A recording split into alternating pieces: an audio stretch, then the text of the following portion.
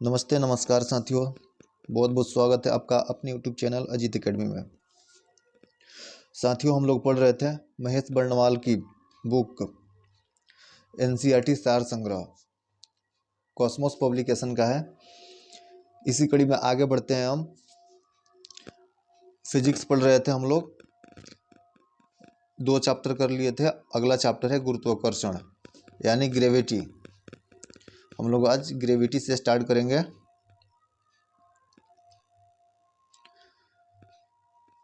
दोस्तों, अगर वीडियो आपको अच्छा लगता हो तो चैनल को जरूर सब्सक्राइब कीजिएगा। चलिए वीडियो शुरू करते हैं साथियों। गुरुत्वाकर्षण यानी ग्रेविटी। पृथ्वी पर पलायन वेग कितना है? पृथ्वी पर पलायन वेग 11.2 किलोमीटर प्रति सेकेंड होता है।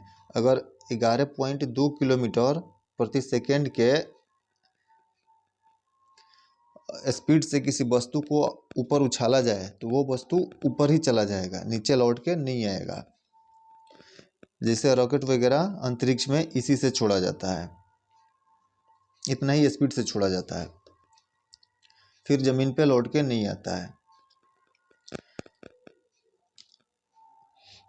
आगे है, यदि चक्कर लगाते हुए अंतरिक्ष यान से एक सेव छोड़ा जाए तो उसकी गति क्या होगी? तो अंतरिक्ष यान के साथ साथ उसकी गति से गतिमान होगा। अंतरिक्ष यात्री निर्वात में सीधे खड़े क्यों नहीं रह सकते हैं? अंतरिक्ष यात्री निर्वात में सीधे खड़े क्यों नहीं रह सकते हैं? दोस्तों, जैसा कि आप लोगों को पता होगा कि अंतरिक्ष यानी आकाश में कोई ग्रेविटी नहीं होता है, मतलब कोई गुरुत्वाकर्षण नहीं होता है वहां पे, तो व्यक्ति वहां पे तैरता रहता है। यही क्वेश्चन पूछ रहा है, अंतरिक्ष यात्री निर्वात में सीधे खड़े क्यों नहीं रह सकते हैं? तो गुरुत्वाकर्षण की अनुपस्थिति के कारण, यानी गुरुत्वाकर्षण नहीं होता है वहां पे।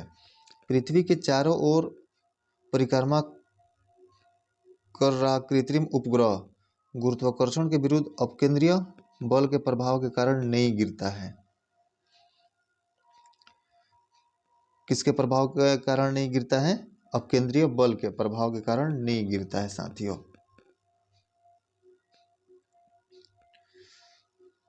आगे चलते हैं। एक भू उपग्रह किस बल के प्रभाव से अपने कक्ष में निरंतर गति करता है? तो अपकेंद्रीय बल, अपकेंद्रीय बल के कारण। चंद्रमा की सतह पर पलायन वेग पृथ्वी की सतह की अपेक्षा कम होता है, क्योंकि चंद्रमा की त्रिज्या पृथ्वी की त्रिज्या से कम होती है।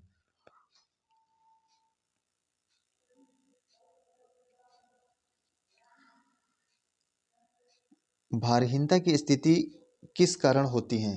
गुरुत्वाकर्षण की शून्य स्थिति। एक लड़की झूले पर बैठी स्थिति में झूला झूल रही है। उस लड़की के खड़े हो जाने पर आवर्तकाल पर क्या प्रभाव पड़ेगा? आवर्तकाल कम हो जाएगा।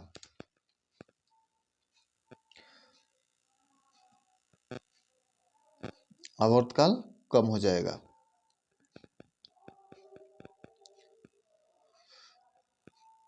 आगे चलते हैं। लोलक की लंबाई बढ़ जाने के कारण लोलक घड़ी गर्मियों में धीमी हो जाती है, जबकि शीत काल में तीव्र गति से चलने लगती हैं। जितने भी हम पढ़ा रहे हैं साथियों, आपको स्क्रीन पे दिख रहा है, सारे के सारे इंपॉर्टेंट है। ये एनसीईआरटी का सार संग्रह है, कक्षा 6 से लेकर 10 तक। एनसीईआरटी का साइंस जो भी है फिजिक्स का, सारे इसमें चुनिंदा क्वेश्चंस मिलेंगे आपको। आप देख भी रहे होंगे इसमें। हवा में लोहे और लकड़ी के समान भार गेंद को एक समान ऊंचाई से गिराने पर क्या प्रतिक्रिया होती है? लकड़ी की गेंद बाद में गिरेंगी। यदि वायु प्रतिरोध को नगण्य कर दिया जाए तथा एक समान आकार के लकड़ी, लोहा व मोम के टुकड़ों को समान ऊंचाई से पृथ्वी पर गिराया जाए तो सभी एक साथ पृथ्वी की सतह पर गिरेंगे। पृथ्वी कि किस स्थान पर किसी पिंड का भार सर्वाधिक होता है, तो ध्रुवों पर पिंड का भार सर्वाधिक होता है। पृथ्वी के केंद्र से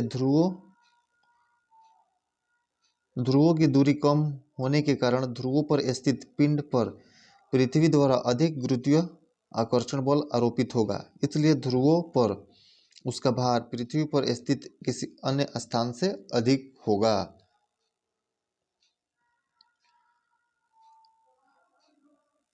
यहां तक हो गया। फिर चलते हैं ऊपर। लिफ्ट में बैठे एक व्यक्ति का भार कब तक सर्वाधिक महसूस होता है? जब लिफ्ट त्वरित गति से ऊपर जा रही हो तब उसका भार अधिक होता है।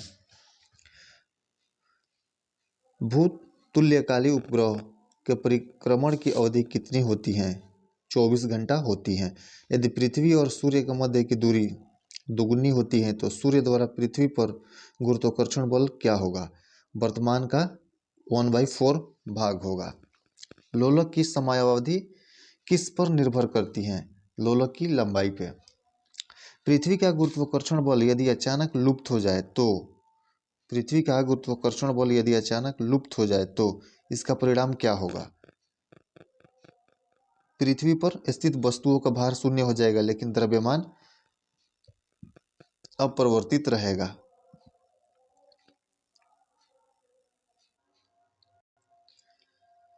आगे चलते हैं साथियों। पृथ्वी की सतह पर जी का मान अधिकतम तथा चंद्रमा पर जी का मान पृथ्वी के गुरुत्वीय त्वरण का 1/6 होता है। यानी पृथ्वी की सतह पर जी का मान अधिकतम होता है तथा चंद्रमा पर जी का मान पृथ्वी के गुरुत्वीय त्वरण का 1/6 होता है।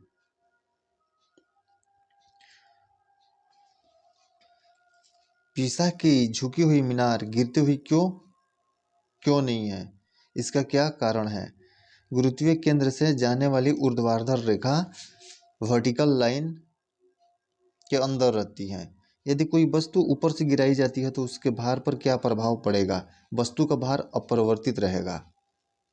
ये सब क्वेश्चन आए हुए हैं साथियों, सारे के सारे इंपॉर्टेंट क्वेश्चन हैं। जब हम भूमध्य रेखा से ध्रुवों की ओर जाते हैं तो जी का मान क्या होता है? बढ़ता है। जब भूमध्य रेखा से ध्रुवों की ओर जाएंगे तो जी का मान बढ़ता है। चक्रीय झूले पर झूलते समय व्यक्ति को बाहर की ओर धक्का क्यों महसूस होता है? अपकेंद्रीय बल के कारण। साथियों, अपकेंद्रीय बल में क्या होता है? कोई व्यक्ति बाहर की तरफ झुकता है, जैसे कोई झूला पर झूलते हुए व्यक्ति बाहर की तरफ धक्का लगता है, ऐसे महसूस होता है व्यक्ति को। अगर आप बाइक से जा रहे हो, अगर कहीं टर्निंग है तो अपकेंद्रीय बल बाहर की तरफ लगता है। ये भी क्वेश्चन पूछता है, अपकेंद्रीय बल किधर लगता है, अंदर की बाहर? तो अपकेंद्रीय बल बाहर की तरफ लगता है और अभिकेंद्रीय बल अंदर की तरफ लगता है। अभिकेंद्रीय बल अंदर की तरफ लगता है। ठीक है साथियों, कंसेप्ट क्लियर हो गया होगा। आगे चलते हैं। विभिन्न द्रव्यमान वाले दो पत्थर एक साथ किसी इमारत की छत से गिराए जाते हैं तो कौन सा पत्थर जमीन पर पहले गिरेगा? दोनों पत्थर एक साथ जमीन पे पहुंचेंगे। आगे चलते हैं। गुरुत्वाकर्षण एवं गुरुत्व के उदाहरण। सूर्य एवं अन्य ग्रहों के गुरुत्वाकर्षण के कारण ही सभी ग्रह लगभग वृत्ताकार एवं निश्चित कक्षाओं में सूर्य की परिक्रमा करते हैं। पृथ्वी के गुरुत्व एवं चंद्रमा के गुरुत्वाकर्षण के कारण ही चंद्रमा एक निश्चित कक्षा में पृथ्वी की परिक्रमा करता है। सूर्य, चंद्रमा एवं पृथ्वी के गुरुत्वाकर्षण की अंतःक्रिया के कारण पृथ्वी पर स्थित समुद्रों में ज्वार भाटा आते हैं। गुरुत्वाकर्षण के सार्वभौमिक नियम के सिद्धांत का प्रतिपादन सर आइजैक न्यूटन ने किया था। ग्रेविटी खत्म हो गया दोस्तों। चलते हैं अब अगले चैप्टर पे। अगला चैप्टर है हमारा अगला चैप्टर है पदार्थों के सामान्य गुण। पदार्थों के सामान्य गुण, जनरल प्रॉपर्टीज ऑफ सब्सटेंस। साबुन के बुलबुले का दाब वायुमंडलीय दाब से कम होता है अथवा अधिक, तो वायुमंडलीय दाब से अधिक होता है। स्वचालित हाइड्रोलिक ब्रेग किस सिद्धांत पर कार्य करता है? पास्कल के सिद्धांत पे।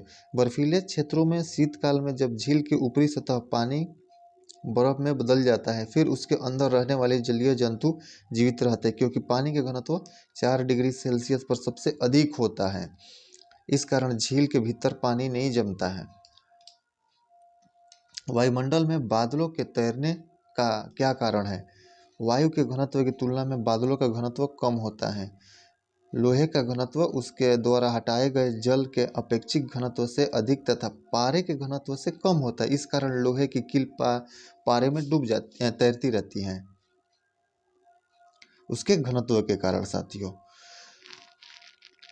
पौधों की जड़ों से पर्णपतियों की ओर जल बढ़ने का क्या कारण है? केशिकत्व के कारण। केशिकत्व के कारण ही मिट्टी के तेल में जब कोई बत्ती डाला जाता है या सरसों के तेल में बत्ती डाला जाता है, दिया जलाया जाता है, तो केशिकत्व के कारण ही वो ऊपर की ओर चढ़ता है, तेल ऊपर चढ़ता है और दिया जो है जलता है।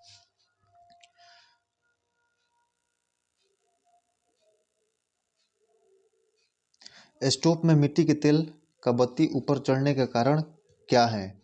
केशिकत्व का गुण। स्टोव में भी सेम रूल अप्लाई होता है। अब तक ज्ञात पदार्थों में किस पदार्थ की प्रत्यास्थता सर्वाधिक होती है? क्वार्ट्ज। अपमार्जक मिलाने पर जल के पृष्ठ तनाव पर क्या प्रभाव पड़ता है? जल का पृष्ठ तनाव घट जाता है।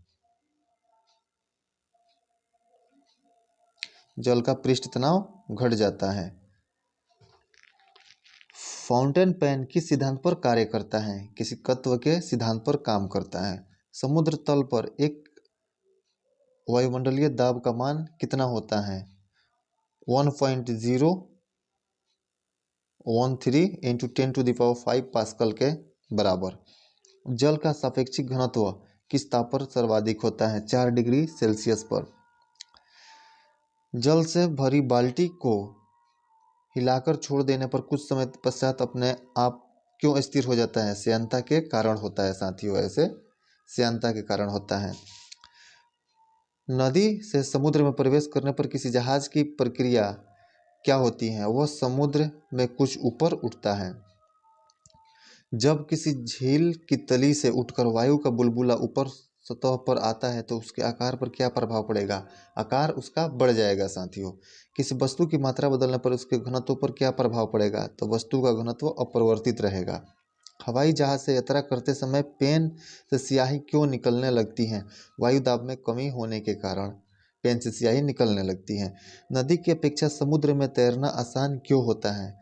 समुद्र जल का घनत्व नदी के जल से अधिक होता है, घनत्व उसका अधिक होता है।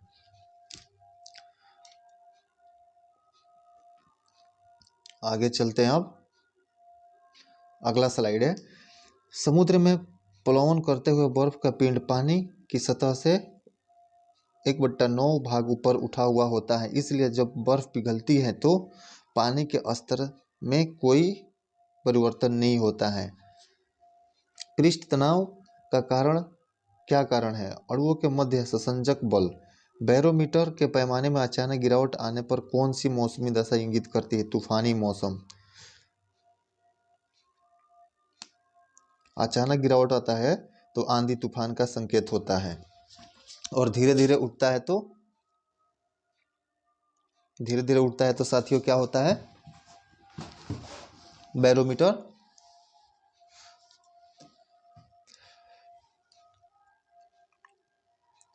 क्वेश्चन बताइए, कमेंट बॉक्स में जवाब दीजिए। तेल जल के पृष्ठ पर क्यों फैल जाता है? क्योंकि तेल का पृष्ठ तनाव जल से कम होता है। वर्षा की बूंदें गोलाकार क्यों होती हैं? तो जल के पृष्ठ तनाव के कारण। कुएं से पानी से भरी बाल्टी को ऊपर खींचते हैं तो क्या अनुभव होता है? बाल्टी पानी की सतह से ऊपर आकार भारी हो गई है, ऐसा प्रतीत होता है।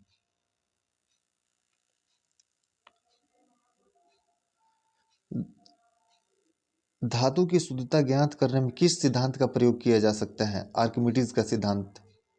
जल से निकालने पर श्वेत शेविंग ब्रश के बाल आपस में किस कारण से चिपक जाते हैं? पृष्ठ तनाव के कारण। स्टील रबर की अपेक्षा अधिक प्रत्यास्थ क्यों है? स्टील के लिए अधिक विरूपक बल की आवश्यकता होती है। वाहनों में संनेहक तेल का प्रयोग क्यों किया जाता है? घर्षण कम करने के लिए। आंधी आने पर टीन की छत और छप्पर उड़ जाते हैं क्योंकि उनके ऊपर का वायुदाब नीचे के वायुदाब से कम हो जाता है। किसी वस्तु की सतह के लंबवत लगने पर बल को क्या कहते हैं? प्रणोद। बल को प्रणोद कहते हैं। जल की श्यानता वायु से अधिक होने के कारण जल की तुलना में वायु में गति करना सरल है। अब चलते हैं अगले स्लाइड पे साथियों। अगला स्लाइड है तरंग गति।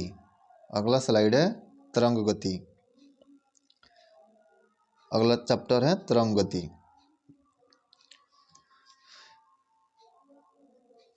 रात्रि दृष्टि उपकरण में प्रयोग की जाने वाली तरंगें कौन सी हैं? अवरक्त तरंगें हैं। दृश्य प्रकाश का तरंगदैर्घ्य कितना होता है? 390 से 750 नैनोमीटर के मध्य। आंतों से संबंधित रोगों के निदान में कौन सी किरणों का प्रयोग किया जाता है? एक्सरे का।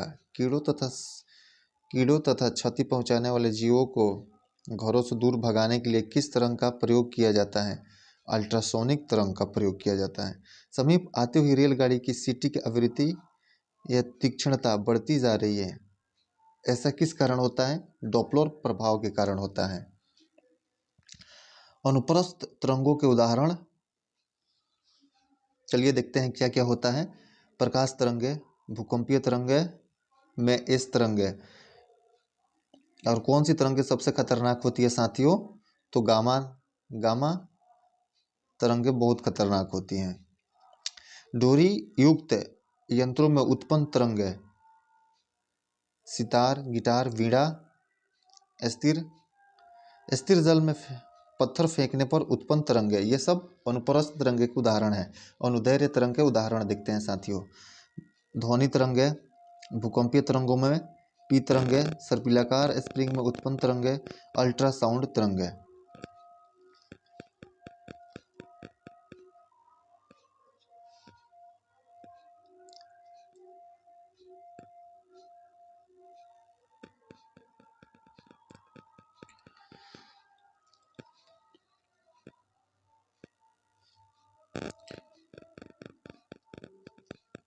एक रडार शत्रु के वायुयान की उपस्थिति का पता लगाने में कौन सी किरणों का प्रयोग करता है? रेडियो तरंगों का।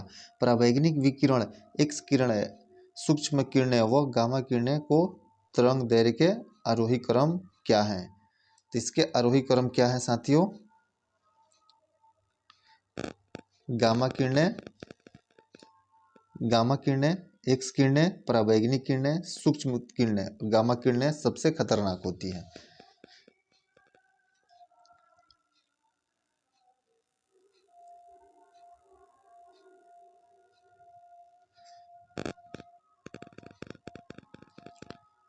आगे चलते हैं। विद्युत चुंबकीय तरंगे। प्रमुख विद्युत चुंबकीय तरंगे। गामा किरणें की खोज हेनरी बेक्यूरेल ने किया। एक्स किरणें का W.C. रोएंटजन। परावैंगिक जोहार रिटर ने किया। दृश्य किरणें की न्यूटन ने किया। अवरक्त विकिरण विलियम हर्शेल ने किया। लघु तरंगे का हेनरिक हर्ट्ज ने किया। दीर्घ तरंगे का मार्कोनी ने किया।